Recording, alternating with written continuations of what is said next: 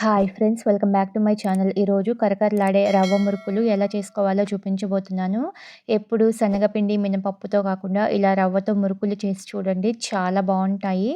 Different టేస్ట్తో తిన్న కొద్దీ తినాలనిపిస్తుంది. ఈ మురుకుల రుచే వేరండి. పర్ఫెక్ట్ టీ టైమ్ స్నాక్స్ అని చెప్పుకోవచ్చు. కమ్మగా ఉంటాయి. లేట్ చేయకుండా క్రిస్పీ రవ్వ మురుకులు ఎలా చేసుకోవాలో చూసేద్దాము.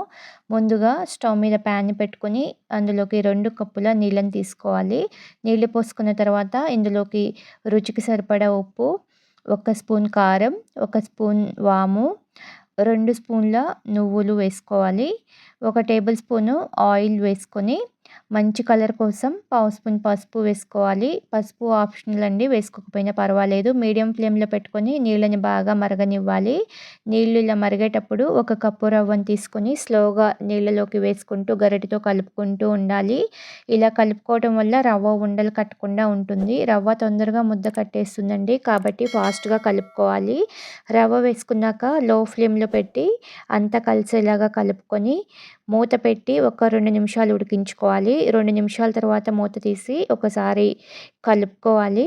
చూడండి, రవ్వ అంతా బాగా దగ్గర పడి సాఫ్ట్గా అయింది. ఇలా అంతా కలిసేలా కలుపుకున్న తర్వాత స్టవ్ ఆపేసి ఈ ప్యాన్ని పక్కన పెట్టుకొని చల్లారనివ్వాలి. చూడండి, ఉప్మాలాగా ఉంది. ఇది కొంచెం వేడిగా ఉన్నప్పుడే ఇందులోకి 2 కప్పుల బియ్యపు పిండిని తీసుకోవాలి. 1 కప్పు రవ్వకి 2 కప్పుల బియ్యపు పిండిని తీసుకోవాలి.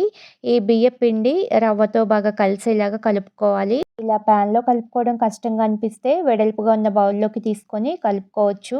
ఈ బియ్యపు పిండి రవ్వలో బాగా కలిసిన తర్వాత ప్యాన్కి మూత పెట్టేసి ఒక 5 నిమిషాలు వదిలేయాలి.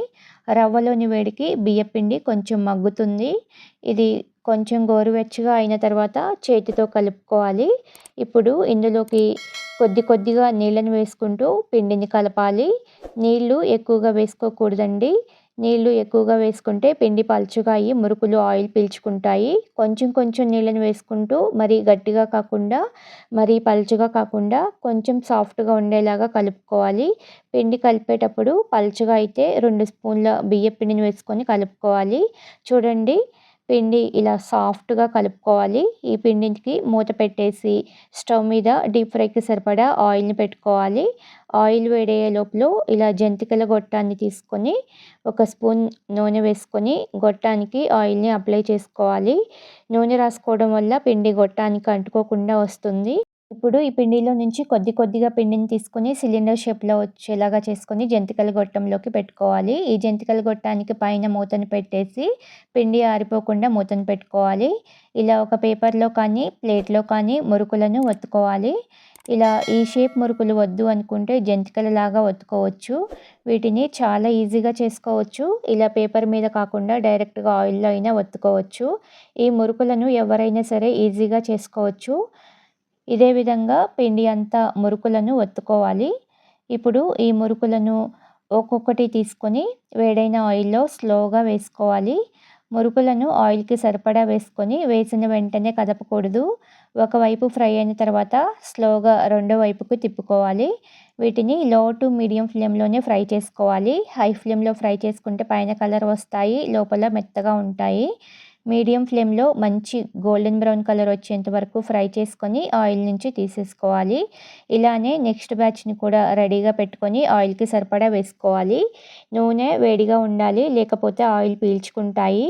నూనె వేడి తగ్గింది అంటే ఇవి వేగడానికి టైం పడుతుంది. అటు ఇటు తిప్పుతూ మంచి కలర్ వచ్చేంత వరకు ఫ్రై చేసుకొని తీసుకోవాలి. అంతేనండి, క్రిస్పీ రవ్వ మురుకులు రెడీ. చూస్తుంటేనే తెలుస్తుంది కదా ఎంత క్రిస్పీగా ఉన్నాయో. చాలా టేస్టీగా ఉంటాయి. వీటిని 1 మంత్ వరకు స్టోర్ చేసుకోవచ్చు. ఎప్పుడు మురుకులు తినాలనిపించినా ఇలానే చేసుకుంటారు. చూడండి ఎంత క్రిస్పీగా ఉన్నాయో. ఈ క్రిస్పీ రవ్వ మురుకులను మీరు కూడా చేసుకుని మీకు ఎలా వచ్చిందో కామెంట్ చేయండి. వీడియో నచ్చితే లైక్ చేయండి. మీ ఫ్రెండ్స్కి, రిలేటివ్స్కి షేర్ చేయండి. కొత్తగా చూస్తున్న వాళ్ళు ఛానల్ని సబ్స్క్రైబ్ చేసుకోండి. Thank you for watching this video.